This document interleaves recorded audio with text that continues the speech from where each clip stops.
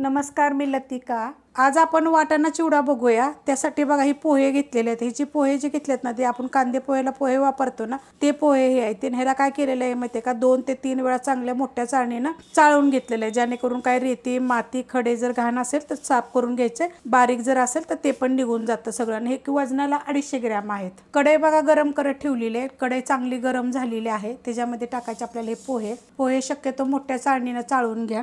आणि गॅस आहे मीडियम, आणि मीडियम गॅसवर आपल्याला हे कुरकुरीत होस्तवर आपल्याला हे भाजून घ्यायचे आहेत। बघा अशा पद्धतीत एकदम कुरकुरीत झालेले आहे ते। मीडियम गॅसवर मी केलेले आहे ते। आता मोठा गॅस बारीक गॅस बघा अशा पद्धतीत झाले पाहिजे, चुरा झाला पाहिजे एकदम असे भाजायचे। आणि एकसारखे हलवत राहायचे। तुम्ही जर एकसारखे नाही हलवले ना तर मग एक लाल होईल, एक करपल, नीट भाजणार नाही ती, आणि मग त्याला तशी टेस्ट पण लागणार नाही। आता हे मी काढून घेते।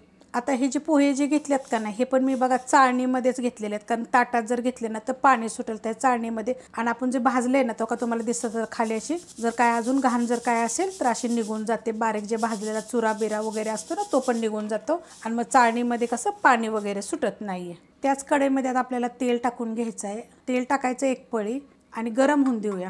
तेल बघा चांगलं गरम झालेलं आहे, तर त्यात शेंगदाणे टाकून घेणार आहे। अर्धी वाटीपेक्षा थोडंसं जास्त असे शेंगदाणे घेतलेले, आणि शेंगदाणे आपण चांगले भाजून घेऊया। बघा अशा पद्धतीत चांगले फुटले पाहिजेत, असे फ्राय करून घ्यायचे एकसारखे हलवून हलवून। असे जास्त करपून वगैरे पण देऊ नका। बघा असे मस्त असे कुरकुरीत खाताना असे आपल्याला कसे कुरकुरीत लागले पाहिजे। आता हे मी काढून घेते। शेंगदाणे बघा मी काढून घेतले ते एका प्लेटमध्ये। आता तुम्हाला हे जर सांगते, जर आपण आत्ता असे जर एवढा कलर आल्यावर काढून घेतलेले तर हे गरम आहेत, तर हे गरममध्येच आपण काढून घेतल्यानंतर हे आत भाजणं चालू असतं, त्यासाठी जरा थोडेसे कमीच भाजायचे, नाहीतर जास्त लाल होतात। मग त्यातलं बघा मी थोडंसं तेल काढून घेतलेलं आहे। त्यात टाकायचे आपल्याला जिरे, कढीपत्ता, मिरच्या टाकायच्यात। हिरव्या मिरच्या 4 घेतलेल्या आहेत बघा। हिरव्या मिरच्या साधारण अशा भाजल्या का नाही की त्यात टाकणारे बारीक करून घेतलेला 1 वाटीभर कांदा। तर कांदा आपण चांगला भाजून घेऊया। कांदा बघा असा भाजलेला आहे मस्त एकदम। आता ह्याच्यापेक्षा पण आपण लाल भाजायचे, पण ह्याच्यावर आपल्याला वाटाणे पण भाजायचे। वाटाणे थोडे बघा 1 वाटीभर असे थोडे जास्तच घेतलेले आहेत। आता ह्याच्यात टाकणारे मी थोडीशी हळद, आणि आपल्याला हे मीडियम गॅसवर 2 ते 3 मिनटं परतायचं म्हणजे कसं आता तुम्हाला ते पण मी लगेच सांगते। ह्यात टाकूया आपण आता चवीप्रमाणे मीठ।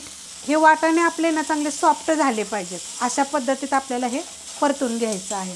आता मीठ टाकल्यानंतर बघा हे मिक्स करून घेतलेलं आहे। गॅस मीडियमच आहे आपला, आणि गॅस करणार आहे थोडासा बारीक, आणि आपण 2 ते 3 मिनटासाठी झाकून ठेवूया। झाकून ठेवलं तर बघा आपण झाकण काढूया। मस्त असे बघा आपले वाटाणे चांगले भाजले गेलेले आहेत, अशा पद्धतीत सॉफ्ट झाले पाहिजेत एकदम। आणि आपला कांदा पण बघा एकदम छान असा भाजला गेलेला आहे। आता ह्याच्यामध्ये टाकायचे शेंगदाणे जे आपण फ्राय करून घेतले, ते थोडंसं ठसकलेलं आहे, मिक्स करून घेतलेलं आहे। आता ह्याच्यात टाकायचं हे आपण पोहे जे आपण भाजून घेतलेले ते। आता ह्याला काय करायचं, मीडियम गॅसवर मिक्स चांगलं करून घ्यायचं। मिक्स करून घेतले बघा असं व्यवस्थित एकदम चांगलं मिक्स करून घेतलेलं आहे। आता ह्याच्यामध्ये मी टाकणार आहे थोडीशी कोथिंबीर, पूर्णपणे स्वच्छ धुवून पूर्ण पाणी निथळून मग मी टाकलेली आहे। आता हे काय माहिती आहे का, मी एक जणाला बघा काल गाजराचा हलवा दिला होता, आणि त्यांनी मला हे टिफिनमध्ये अशा पद्धतीत दिलं होतं। मला इतकं छान लागलं ना खायला, त्यामुळे मी ही रेसिपी केलेली आहे। तर ह्याच्यामध्ये काय जर तुम्हाला जर माहीत असेल तर मला जरूर कमेंट करून सांगा। काही म्हणजे बदल काय जर मी केला असेल किंवा काय वेगळं जर असेल तर तुम्ही जरूर सांगा। तशा पद्धतीनं पण मी अशी करून बघेन। म्हणजे एकदम छान असं झालेलं आहे। आणि हे कसं माहिती आहे का, चहा संग ह्याच्या संग हे लोक खातात नाश्त्यासाठी। चवीला 1 नंबर लागलं मला, म्हणून मी रेसिपी दाखवली तुम्हाला। रेसिपी आवडली तर लाईक करा, सबस्क्राईब करा, कमेंट करा आणि शेअर बी करा।